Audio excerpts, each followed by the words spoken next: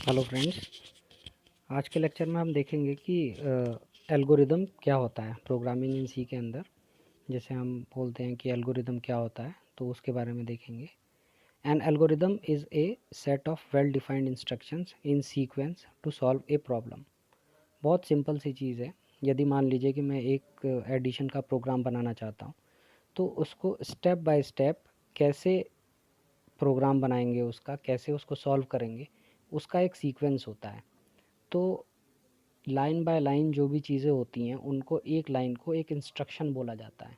और set of instructions जो होती हैं वो पूरी की पूरी एक एल्गोरिदम होती है, और उसी को सॉल्व करने के लिए एक एल्गोरिदम का रूप दिया जाता है। ठीक है। और दूसरे वर्ड्स में अगर हम बोलते हैं तो algorithm is step by step solution of any problem. किसी भी प्रॉब्लम का स्टेप बाय स्टेप एक सॉल्यूशन है। तो जैसे सी का एक प्रोग्राम बनाना है, तो मैं उसके लिए लिख रहा हूँ कि एक मुझे सबसे पहले क्या करना पड़ेगा, दो इनपुट लेने पड़ेंगे, मतलब दो वेरिएबल्स लेने पड़ेंगे जिसको इनपुट कराना पड़ेगा। फिर उनको एक एडिशन नामक ये जो होता है अपना ऑपरेटर होता है, उसको दे करके उन दोनों वेरिएबल्स को ऐड करना पड़ेगा, तब एक सी वेरिएबल लेकर के उसके अंदर स्टोर करना पड़ेगा। फिर उसके बाद से प्रोग्राम को ख़त्म कर देंगे।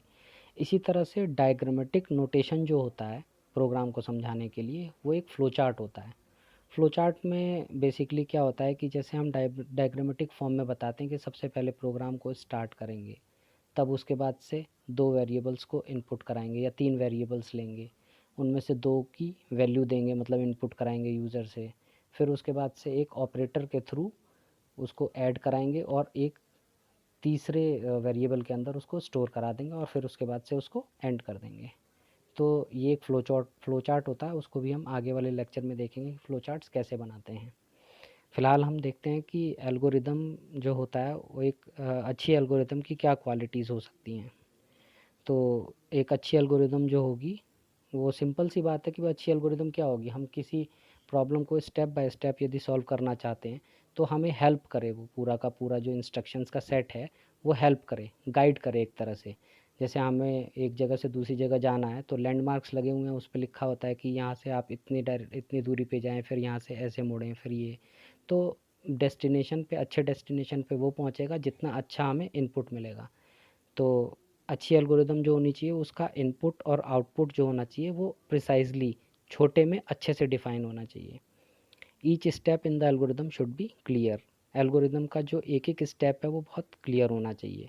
Algorithm should be most effective among many different ways to solve a problem. एक एल्गोरिदम को सॉल्व करने के कई सारे मेथड्स हो सकते हैं, वो सारे के सारे मेथड्स अच्छे से समझने चाहिए हमें एक प्रॉब्लम को सॉल्व करने के लिए। N algorithm should not include computer code. Algorithm के अंदर कंप्यूटर का कोड, मतलब सी प्रोग्रामिंग में जो हम कोड यूज़ करते हैं कि हेडर फाइल्स यूज़ कर रहे हैं, मेन फंक्शन यूज़ कर रहे हैं, print F scan F use कर रहे हैं, गेट सी एच यूज़ कर रहे हैं, ऐसा कुछ नहीं है। एल्गोरिदम क्या है, सिंपल इंग्लिश लैंग्वेज में हमें बताता है जैसे कि हमें क्या क्या करना है। एक इंस्ट्रक्शंस का सेट है, तो उस तरीके से होता है, इसके अंदर कोई कोडिंग नहीं आती है।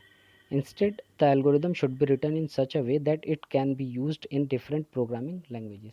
एक एल्गोरिदम हमने लिख दिया तो हम कई सारी प्रोग्रामिंग लैंग्वेजेस में उसको यूज़ कर सकते हैं।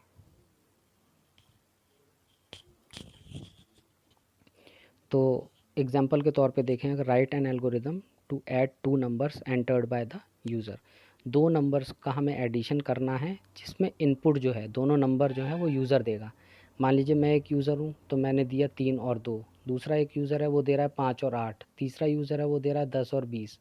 तो अलग अलग यूज़र्स अलग अलग वैल्यूज़ दे सकते हैं। उसका एल्गोरिदम लिखना है कि दो नंबर्स को ऐड करने के लिए, जो कि इनपुट यूज़र देगा जिसमें। तो स्टेप 1 क्या होगा इसमें, स्टार्ट करेंगे हम। Very good.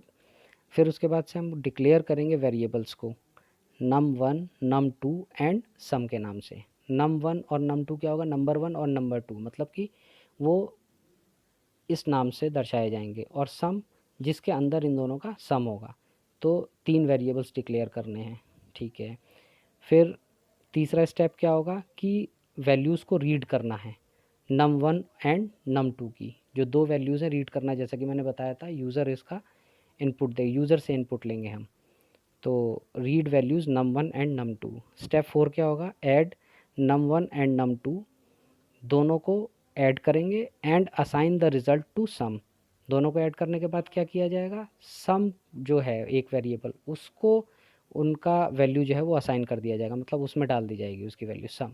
Some is equals to num one plus num two. ठीक है, ये इसका फॉर्मेट होगा। मतलब सम के अंदर क्या होगा, नम वन और नम टू का एडिशन, ऑपरेटर यहाँ पर प्लस है। स्टेप 5 क्या होगा, डिस्प्ले सम। जो सम होगा, सम के अंदर जो भी आएगा उसको डिस्प्ले करें, उसको दर्शाएं। और फिर छठा स्टेप क्या होगा, स्टॉप। देखिए बहुत छोटा सा प्रोग्राम है, लेकिन एल्गोरिदम से हम अगर पढ़ पढ़ के कर रहे हैं तो हमें ये पता हो कि ना हो कि ये एडिशन का प्रोग्राम है, लेकिन वो एडिशन का प्रोग्राम बन जाएगा। और लैंग्वेज सी के अंदर ही नहीं, सी प्लस प्लस हो, जावा हो, कोई भी लैंग्वेज हो, उसके अंदर हम इस प्रोग्राम को ईजिली बना सकते हैं। क्यों, क्योंकि बहुत ही एफिशिएंट वे में और बहुत ही क्लियर वे में प्रिसाइजली लिखा हुआ है ये एल्गोरिदम। इस तरीके से एल्गोरिदम को लिखा जाता है। नेक्स्ट लेक्चर में हम फ्लो चार्ट या फिर आगे जो भी इंट्रोडक्शन पार्ट है इसका वो देखेंगे। Thank you.